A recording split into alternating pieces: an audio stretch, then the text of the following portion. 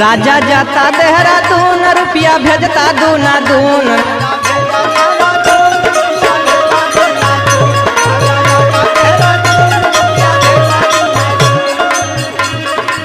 हो राजा जाता देहरादून रुपया भेजता दूना दून। खर्चा करते अखिया मुन हमार बलमून।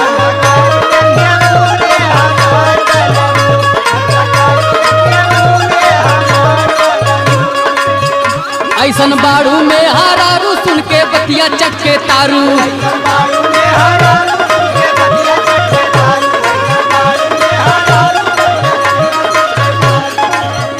ऐसन बाड़ू में हारारू सुन के बतिया चटके तारू। बाड़ू एकदम घर बिगाड़ू ये हमार धनिया।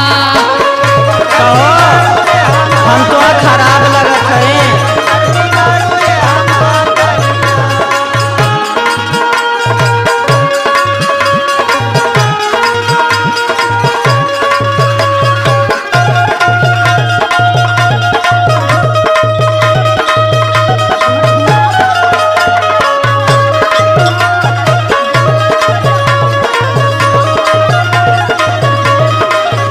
सुना बोला कमाई धमाई होई तो हमरो न शौक पूर होई।